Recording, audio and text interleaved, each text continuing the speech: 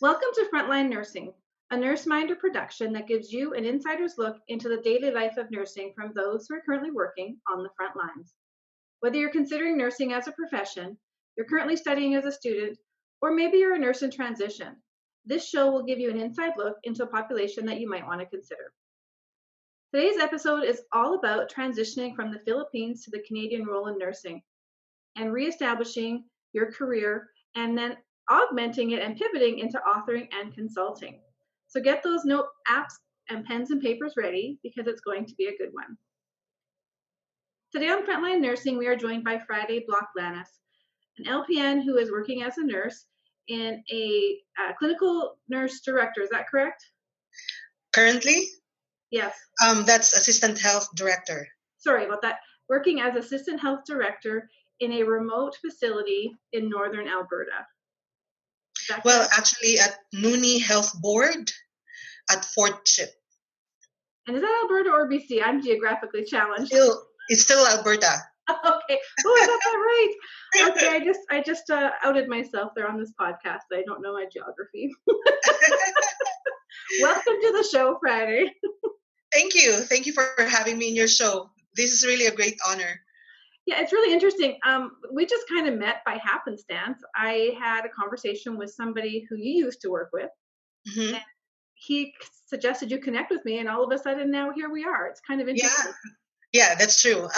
So when that was with my previous employment, and he is the director of the training, the academy courses, and so he mentioned your name, and I got interested and tried to connect with you through LinkedIn.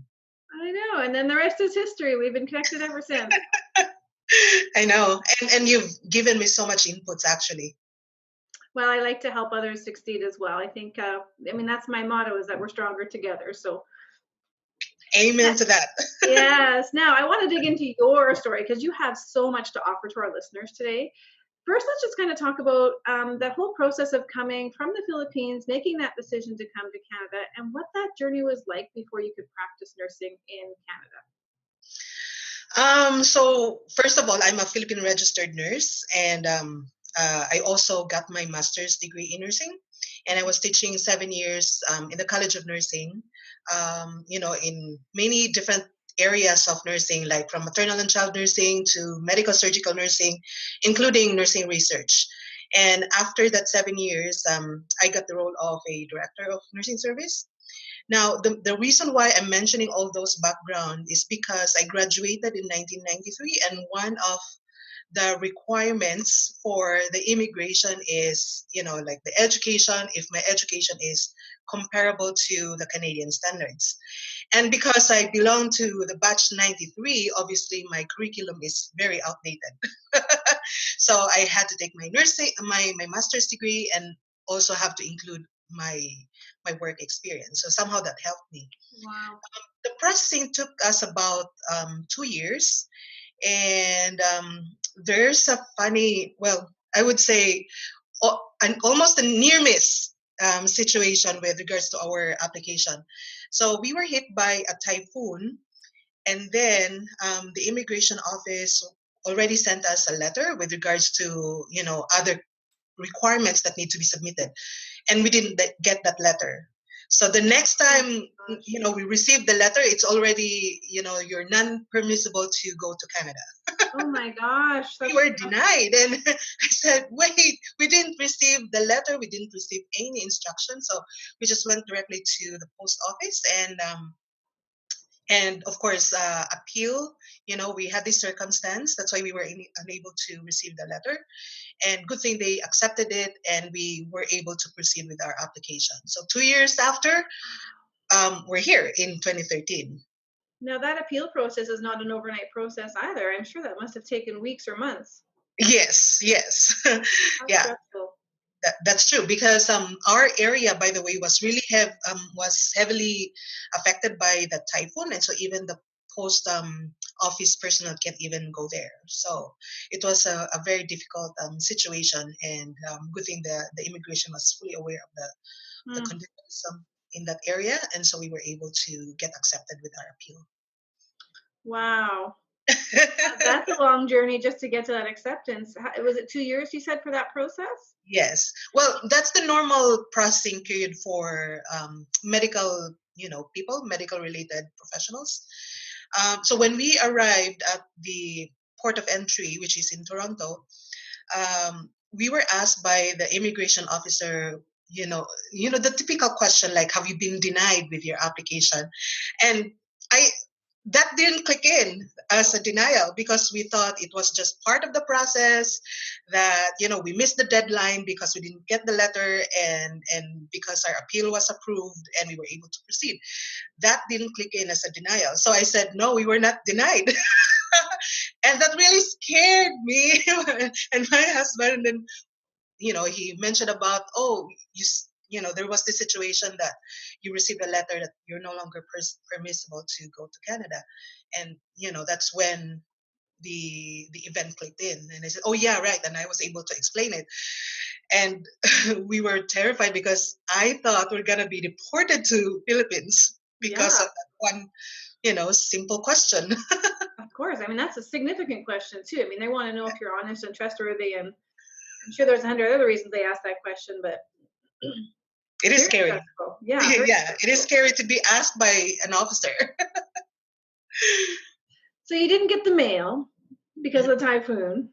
You had to do an appeal, and then you get to the border crossing, and they ask you questions, and your story is not matching up to theirs. So there's like three major mountains you had to climb to get into Canada that a lot of other people transitioning from the Philippines to Canada probably haven't had to go through, and you are still here. So that Yeah, is an amazing testament to your perseverance and dedication to coming to Canada.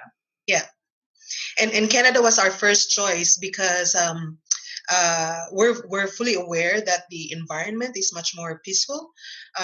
It's not as, especially in Alberta, it's not as competitive as US, that we really have to fight our way up or Mhm. fight our way to survival. So this has been our first choice, especially with my family that is growing. And was that your decision? Like, what was happening in your world that you guys as a family decided it was time to leave the Philippines and try Canada? Like, that's a massive decision in itself. Yeah. Well, in our country, because we're a third world country, the in terms of opportunities, it's very minimal. Maybe because of the massive population that we have, and we've heard from stories and from testimonies of people, who came here, that they've had great opportunities. Even their children are having good lives because of the opportunities that Canada has to offer. And so that really was the driving force for us to decide to come here, because we were also thinking, well, the major part of our decision was really for our children, so that they can have better future than in our country. Hmm. And I think that's in line with everyone I've met with. That's generally what they share with me as well. That was their goal, and I'm happy to hear Canada was on your radar. Because personally, I may be doing well, or my husband may be doing well with our profession, but what about our children? It's a completely different warfield, I would say. Yeah. Yeah, and from a Canadian perspective, the Philippines looks beautiful, and we don't recognize that there is a lack of opportunity for that future growth and that professional growth there for families. So, Mhm. okay, so you got here 2013. When were you able to start practicing as a nurse after that? How long did it take? 2017, actually. Um, well, at first, I had to explore how I can proceed to practice as a nurse. And that's when I learned that I have to go through NS, which is NNAS, where we have to submit all our credentials to be evaluated, whether our education and our experience is comparable to the Canadian standards. And so it took me a while because I have to gather all my documents from Philippines, and these documents has to come directly from the schools and from even the employment. Now, the challenge was that with my nursing years, the first 2 years came from a different school, my last 2 years from another school, and then my master's degree from another school. So I actually had three schools for me to process all those documents. And yeah, it took me a while. I had to have help from the Philippines to work on my papers and making the follow-ups and everything, and plus the expense of having the mails to come back and forth. Yeah. That sounds like an awful lot of coordination as well. And all of those schools were still open and accessible to you? Yeah, it was. And one of the hardest challenge with regards to having my credentials evaluated was with my last 2 years of nursing. And so as I was talking to the dean, asking for a complete details of the course curriculum, she said the school was flooded, and so all our paper documents got damaged, and and so they couldn't provide me with a course curriculum. Initially I applied for an uh, RN licensure examination, but then because I couldn't provide the detailed course curriculum, so I decided maybe just to make my steps easier, I'll just go with the LPN instead of RN.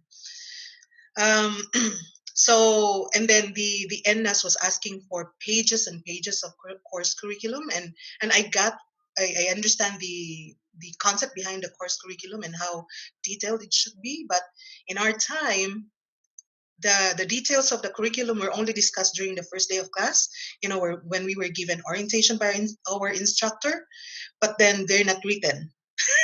So uh, so many challenges to really get through. But the younger generation, the more recent curriculum, they're more fortunate because everything is ready for them.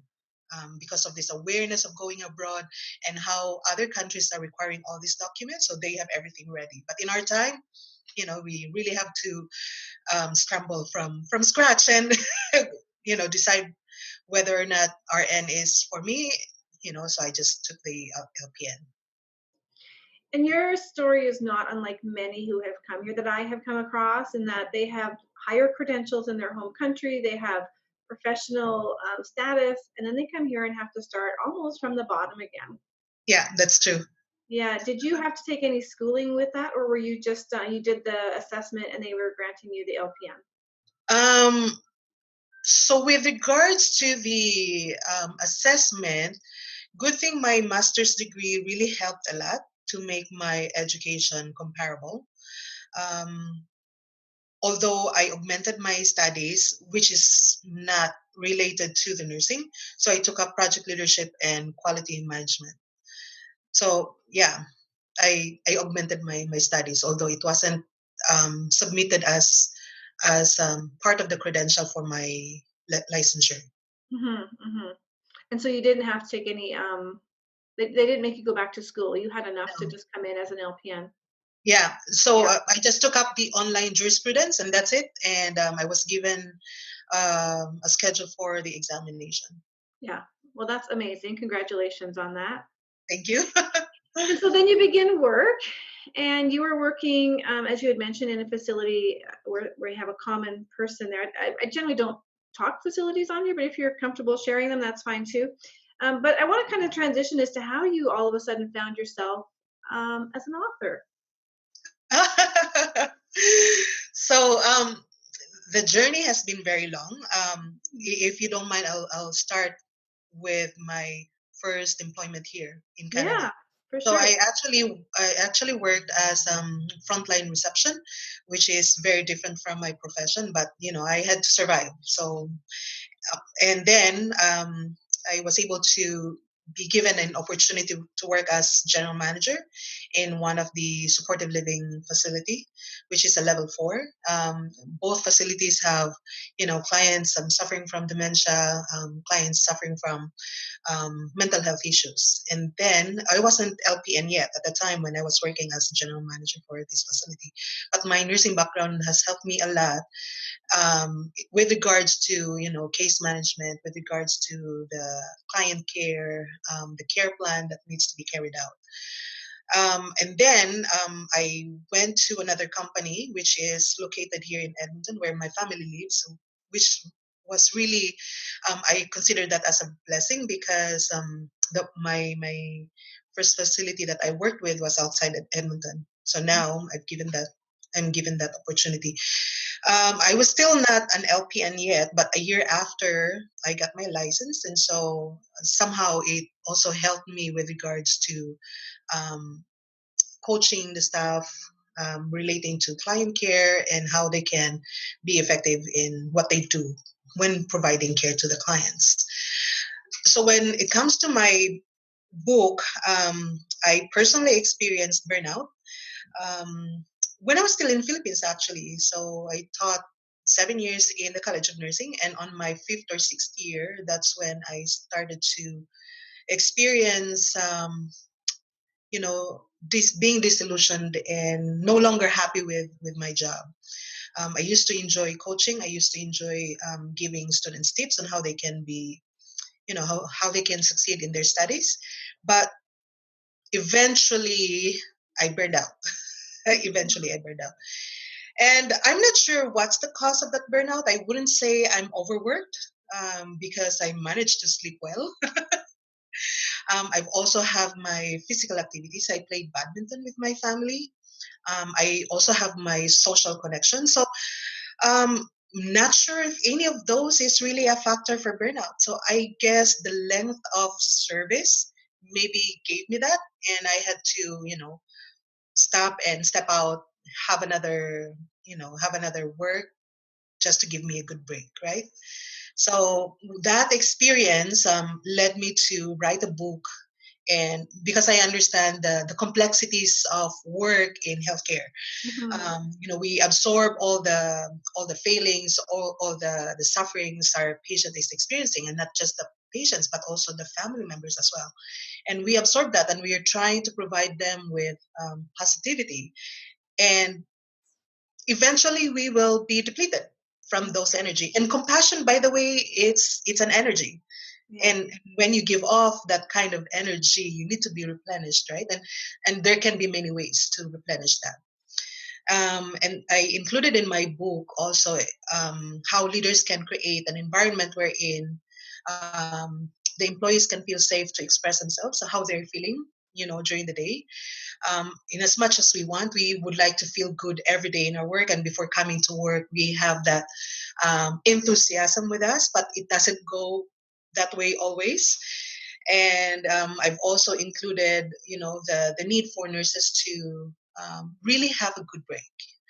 It's not just pampering themselves, but to have a break from their usual routine. Mm-hmm. And Mix it up, Yeah. Um, so there's an awful lot in there that we can unpack. A lot. Let's just go back. You had mentioned the burnout began when you were teaching in the Philippines, yes, and that it kind of just came upon you, and you weren't even aware that it was happening because you did have all these external pieces like the badminton and your socializing, and you had all these resiliency building factors in yes, your life, and yet burnout still found you. And I think that's an important piece to really maybe talk about a little bit more, because nobody is immune, yes. and you can have these resiliency, I don't know what the right word is, resiliency building things in your life and still suffer from burnout. So can you Mm. talk a little bit more about, like, after you've gone through it, what you've learned and what your insights are now about how that still came to be a part of your journey? Um, okay, it's funny because at the time when I was experiencing those changes, Hmm. I didn't think it was burnout. Yeah. I thought I had an early midlife crisis. And we're so good at that as humans and as women and as nurses, to rationalize things away, because we'll just find something. It can't be this because it's got to be. Yeah, and I even, regularly go to foot massage. I enjoy foot massage, but that didn't help my feelings go away. It's Mm, still there. So, um, going back to your question again, sorry, I got that's okay. lost. No, no, that's okay. I was just wondering if we could talk more about how. I might even forget my question now. I was kind of already down the trail with the foot massage with you. I'm like, yeah, I like a foot massage too. But let's just carry on. It'll source itself out. The fact that you were having foot massages and you recognized you weren't feeling joy and what you normally get from that. Was that your first flag that maybe something was wrong? Yeah, and that's why I was thinking maybe I had an early midlife crisis. I even checked into the quarter life crisis, but I won't belong to the quarter life because I was already in my 30s. I So, think I had you my know, first midlife crisis at 25. I don't think midlife crisis is very specific to age as it is to mindset. I know, but people, these literatures, they have quarter life, they have midlife. So, I was trying to, think that maybe I had a midlife crisis. Like just men would buy sports car just because they had a midlife crisis, and I was thinking maybe I have that. hmm So when you started to notice that you weren't getting the same fulfillment from the activities that you liked, like were you immediately alarmed, or was it just kind of a, I guess it'll get better. I won't worry about this. Or when did you really start to get worried about your emotional health? When I started to, take risk, um, for example, uh, uh, I had a few of my colleagues who went abroad, be it in Australia, Saudi, and many other countries. And hmm I just felt so left out. And so I had a colleague who said, "Hey, you know what? There's an opportunity in Saudi." And I was thinking, oh, maybe that would give me a break. Like leaving my family behind and go there and work for the whole year and be able to come back home a year after. So when I started to feel and wanting so badly to take risk, that's when I realized that something is not right with me, and how I can resolve that was a very difficult issue because there's no one I can talk to. I would tell my husband that I'm getting bored, and he also noticed that I was getting bored, but he's no help. He can only listen, hmm but he's not a medical related person, so he can Yeah. just, that's all he can do. There was one time wherein we had to go. So I live in Mindanao.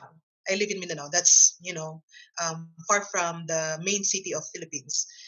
And my colleague and I went to Manila, which is the main city, for an interview. And we went there despite the storm. Is that the same So storm where every? Is that the same storm we're talking that's about? a different storm. That's a Oh, different storm. a lot of storms in So the Philippines.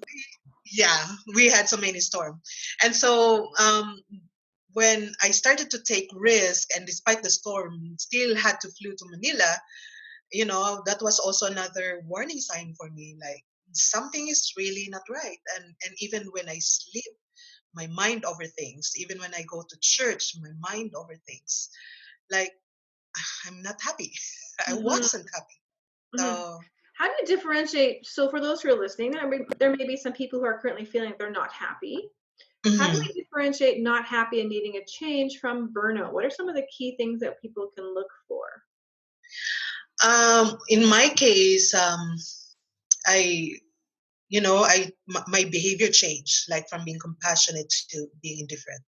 hmm Um, I became more cranky from being more patient. It That's took more another one. effort to be patient. And then what I used to be passionate about and the love that I have for my job is no longer there. It's no longer giving me the joy that I used to enjoy before. Um, I think those are the key areas that differentiates from burnout from being sad or from being unhappy with the job. Yeah, because we know many nurses go into profession, and often when we get our first job, it's the job that comes around. It's not necessarily the job you think you want, and we may be working Hmm. in a place that doesn't fill our soul in terms of the patient population. Sorry, tripping on my words today. And that is a different feeling than burnt out. And so I thought we should probably just highlight those things to watch for as warning signs. It's one thing to go to work and not enjoy your work, but it's another to Hmm. not feel fulfilled. Yes, I can yes. still not enjoy my work, but still feel fulfilled because I'm helping patients and I'm moving them along in their Mhm. health journey, and go home and still feel like, okay, I did an okay job, even though I don't like this work. Yeah, yeah, Yeah, yeah. yeah. But to come home and And just feel not fulfilled, and yeah. another thing that one of the change behavior is I became very cynical. Um, yeah, I Oh, I think we became. just put everybody on alert there. Well, I used to see myself as a positive person. I always see the bright side of every situation. But at the time, I was just so cynical. I always see the negatives instead of the positives. And yet I try to comfort myself. No, there's always a positive, trying to rationalize myself and trying to force to be positive. Yeah, yeah. I'm really glad we went back and clarified that part, because I know they're all going, "What? I'm cynical." But it Well, really it's is that the change. behavior. Yeah. So I when the mean, behavior changed, then it's no longer you, and yeah, something yeah. is taking over. So you made it through your journey. You found some tools and things to get you from burnout back to working and being productive. And then you become an author. So you obviously found that there was a gap somewhere along that process. Let's talk about how you went from being, um, kind of someone suffering and walking through what burnout is, to now becoming an author and telling others and sharing others with your story and how to help them prevent it. Okay. Before I answer that, Tammy, there's one more thing I'd like to add. Oh, yes. Because you mentioned earlier, it's one thing to be to do a work that you don't love, but at the end you still feel fulfilled. Now, in my case at the time, I really love teaching. I enjoy teaching. And I was in that field. And in fact, with regards to my career history, that's the longest employment I had. I lasted 7 years. And so it is still possible to get burned out even with a job that you really love doing. Oh, yes. So, yeah. So now, what's the gap? It has been a desire for me to write a book. And maybe because of my educational background, I mentioned earlier that I have my master's degree and I also have my doctorate in management. And all of these postgrad studies require research and thesis and dissertation, right? Yeah. So that that developed in me the love for writing, and so I have had that desire to really write something and be of help to the people who may be in the same situation as I am. I know there are a lot of really great authors, but I also realize that there may be somebody that my story really fits to another person's situation. And then there was that opportunity here in Edmonton. They conducted a seminar with regards to book writing, and that's when I, hooked myself up with that publisher and had my book. There you go. So you went from idea to business, as I call it. You put it into action. Yeah, yeah. And I you had wrote, a lot of help along the way. yeah, yeah, well, absolutely. Any entrepreneur will tell you that there's a lot of people behind the scenes that are propping you up. We stand on the shoulders of giants to do what we do. So you chose to write about, your book is called Revitalizing Compassion. How not to lose the joy of helping and caring. Yeah, and so that really resonates with your story and your journey. And I think the best books are written when they come from personal experience, because we can then really connect. Mhm. It comes through in the wording and in the examples, and there's a connection people can make with the author's experience and see themselves in the book. Because you could have wrote about anything. I mean, you have a Yes. really wide background and a lot of different experiences. I mean, I can't wait for your book to come out about transitioning from the Philippines to Canada and all those mountains you had to climb. Oh my goodness. And the faith you had to have that this was going to be worth the effort. But you chose to write about burnout, and actually the positive side of it, how to regain yourself after burnout. And I want to know a little bit more about if you've had some, I know you've done some teaching and consulting around that a little bit now as well, if those are the right words to use. So maybe you can share some of the initiatives that you've been a part of since this book has come out and how this is transitioning into the workplace. Um, I've I've offered free sessions on the effect of physical activity to your mood. You know, you feel good about yourself when you're exercising. They are natural happy hormones that gets released when you're performing physical activity. So Hmm. I've done that to a few of the schools, healthcare aid schools. I've also talked about that in my previous company. I've been part of an occupational health and safety committee, and so a big part of that is about mental wellness. And I'm a believer of an open door policy, so I really, want coworkers to come into my office and talk about anything. Although not everybody has the courage to be upfront and, like confront their fears and their anxieties. Mm. But at least there are a few people who really come into my office and um, be brave enough to share about themselves and what they're going through. So that's part of the things that I've done. Having an open door policy. Um, I'd like to mention, by the way, Tammy, this may not be related to the question you mentioned, is that um, based on my personal experience here in Alberta, I see that one of the major challenge is really having an effective middle management people. Hmm. Um, like there's just very few who are skilled in leadership in the middle management level. Um, I'm not I'm not too aware with the senior management level, but I'm aware with the middle management and also the supervisory role. And I can see there's really a discrepancy because the pressure that middle management receives is, coming from all sides, from the employee side and from the top management side.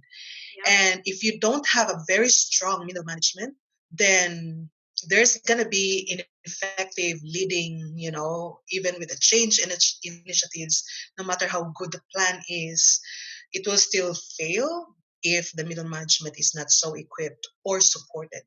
Even middle management needs support. And training. And in many times, um, in terms of attrition, I think there is higher attrition in the middle management than frontline. Well, that's interesting. I'm sure all the middle management are like going, yes, because we often promote people into those positions because they're great bedside nurses and they get Yes. along with people. And then we put them in a position that is completely different skill set. And Hmm. we don't really think about the skills required in that job. We just promote because they're good at what they do as a nurse. But not every nurse is also good at leadership and management. And without the training and the support, I mean, it's a recipe for failure, and it's no fault to the nurse who is promoted. It's Yes. really a system issue, and then that's going to lead further towards the burnout and, like you said, the retention. People will leave because they're just not finding that joy anymore. Yeah. I actually know many managers who have gone back to bedside nursing because they were just like, "No, this does not fill me at all." So Yeah. they go back to shift With work. yeah, with all the pressure and like of course when you are in the management, all they talk about is the outcome, the result. What's the result? How are you doing this? Why is it not, coming out as a good output? You're always asked of that, but then you're also a human being. You need support. Mhm. Yes, yes, I totally agree. So with that, how has this experience, so you have your personal journey and you've written the book and now you're doing some work around that, revitalizing compassion, how has that influenced you as a nurse?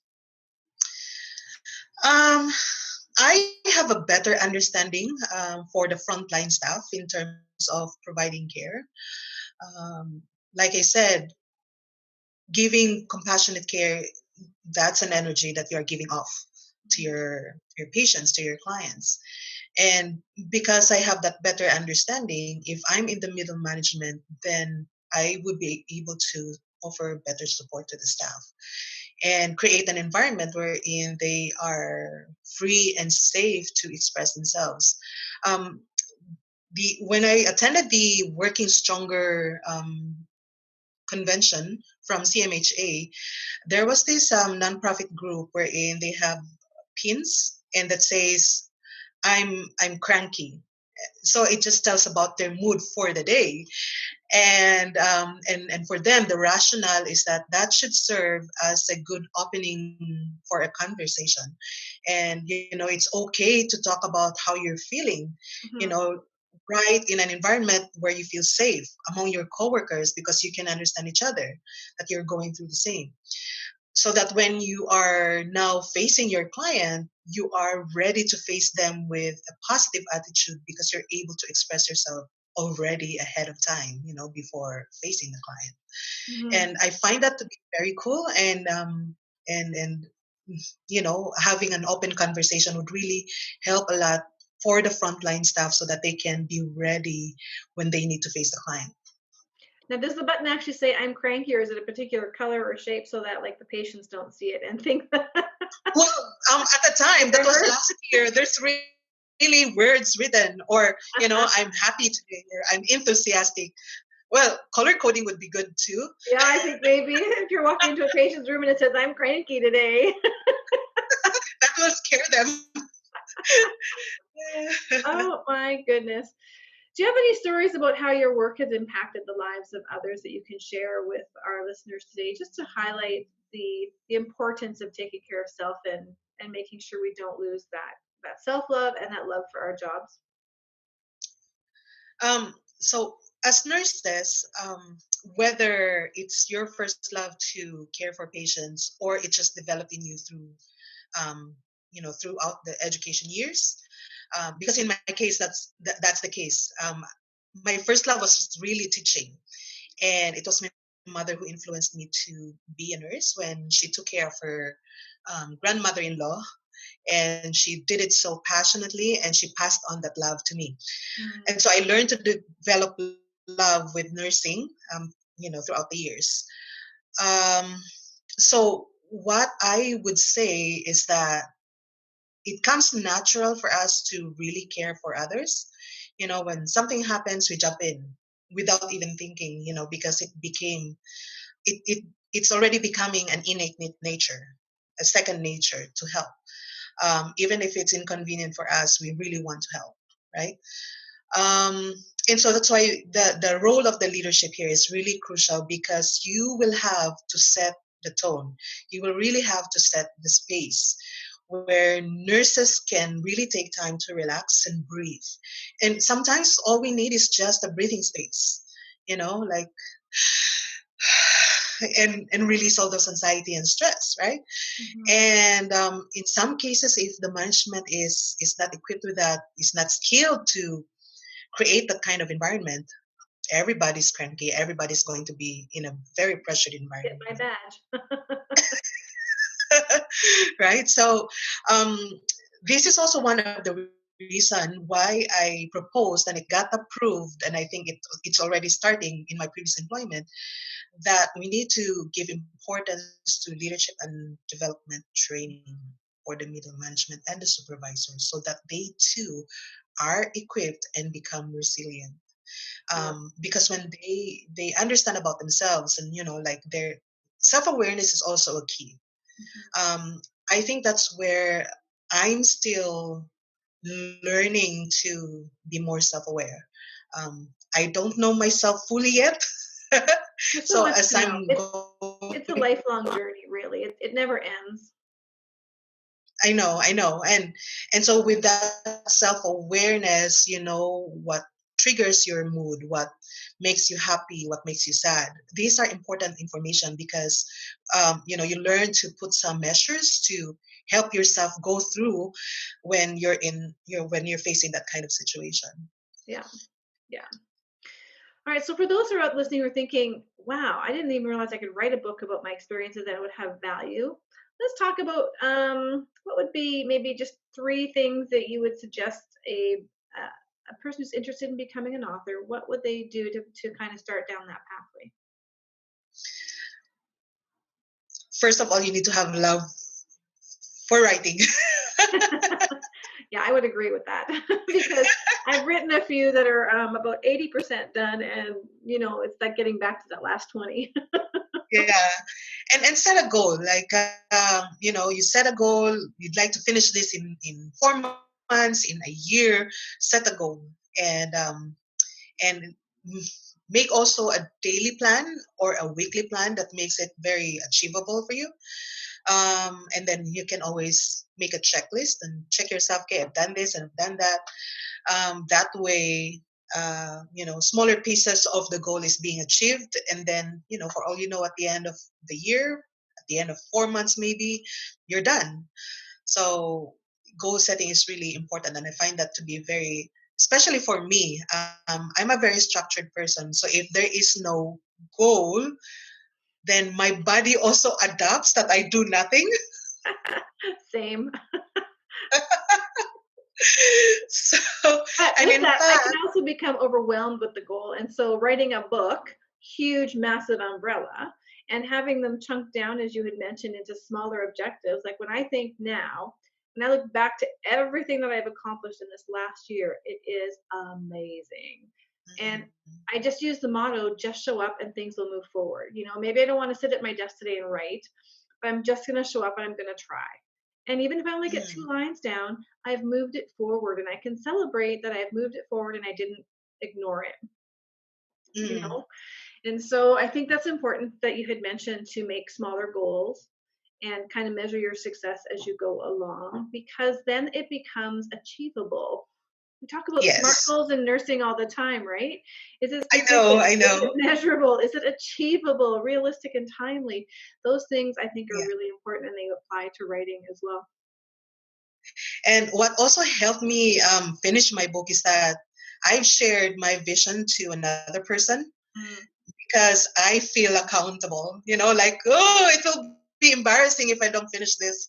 Yeah, yeah, having an accountability buddy for sure, putting it out to the universe for sure.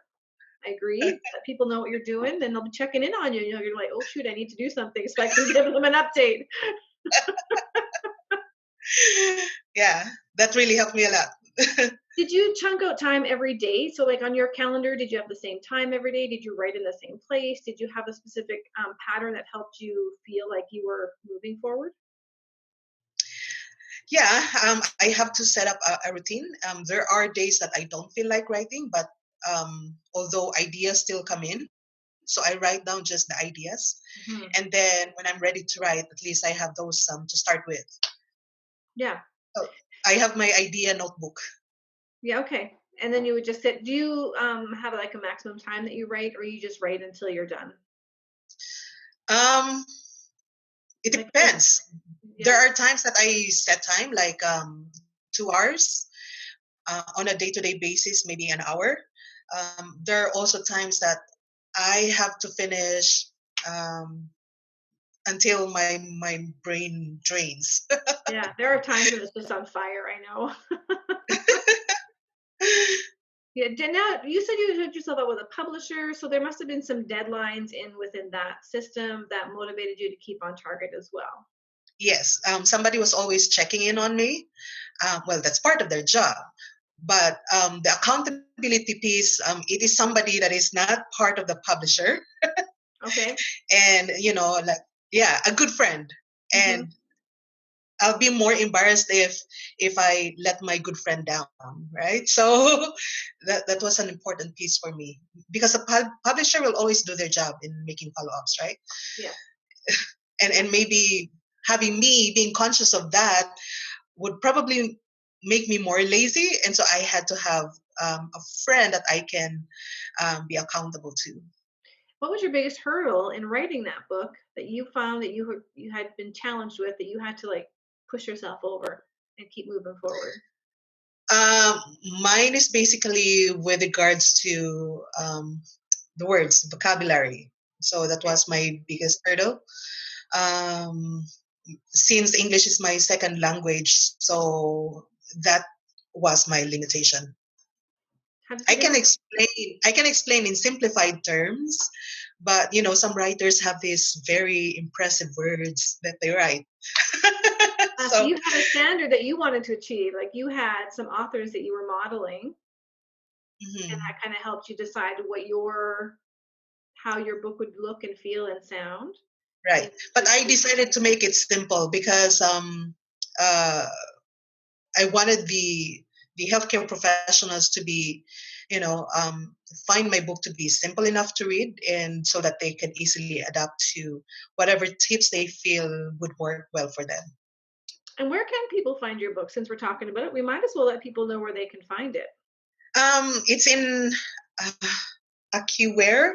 There's one in AccuWare. Um, That's right, you did a book signing Indigo. there. How exciting. Yes, I did. And then it's also in Indigo West Edmonton Mall, Okay, Indigo Terralusa.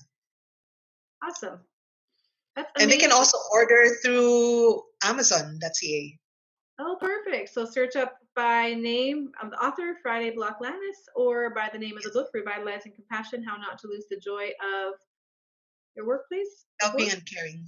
helping and caring. Oh, I was so close. I don't have it in front of me now. I was going by memory.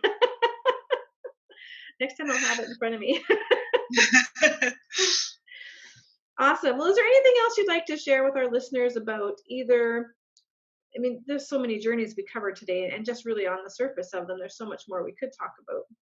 Is there anything that you really want to let our listeners know about you or your path of nursing, or how they can also follow that same path?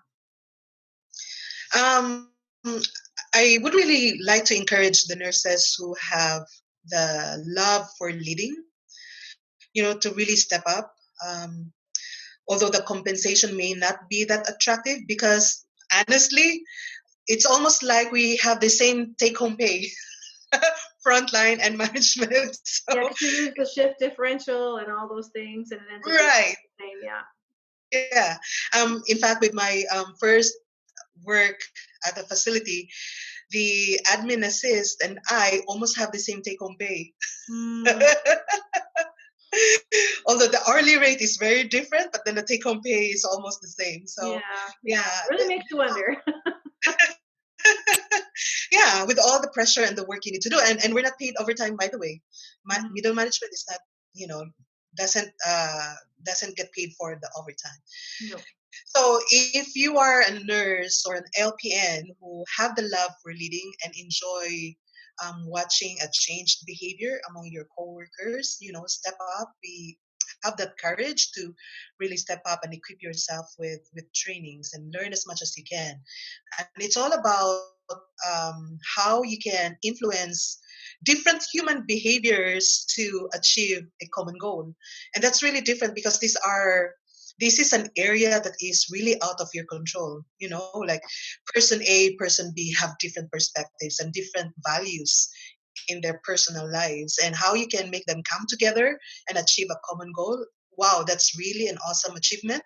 And Mhm. so if you are that nurse who loves to lead, step up, because we really need um, you know leaders who can really be effective in influencing the coworkers to do a good job. Yeah. Yeah. It really is a calling, in your spirit, in your soul, if you're meant to be a leader. Um, Others are challenged more by the position and the progression. They feel like there's some sort of status they need to achieve to be considered a professional. But leadership really is a calling, I think, in your spirit. And if you have it and you've kind of been like holding back and holding back, I would encourage you also to step in, because the world is waiting for you. What Yes, your world, not like the global world, but yes, the global world, but your world right in front of you is waiting for you and your greatness. So step in. I would agree. that's true. And for the senior management, the company, I would also encourage to really invest in having a leadership and development training for your middle management and supervisors.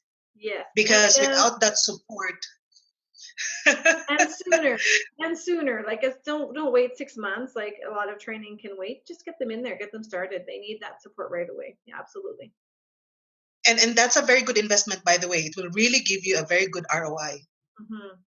Yeah, and it sounds like you do some of that with this compassion, revitalize compassion. That you're involved in some of the leadership training to help to keep them in the workplace and not on stress leave.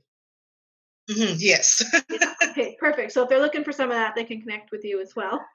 And do you have a Yeah. website or an email address you want to plug in here for those who are looking maybe for some support and want to connect? So I have my LinkedIn, so you can connect me through my LinkedIn. You just search for my name, Friday Lanas. I also have my Facebook, so you can search Amplify Work Life, and then or Friday Lanas. You can just connect me anytime, or you can also email me at amplifyworklife@gmail.com. So if you have any questions, if you need support and encouragement, shoot me an email or message me. We're in this together. You're not alone. Awesome. I believe that too. Thank you so much for joining us today on the podcast. It was a real pleasure chatting with you and catching up. Thanks, Tammy. Now, if you'd like to get the behind the scenes activity and hear a little bit more of our conversation, head on over to the Frontline Nursing Podcast. You can find that at nurseminder.com or frontlinenursingpodcast.com and become a member. In the membership site, you will find videos of all of our interviews, behind the scenes recording, and additional downloads designed just for you by our guest speakers.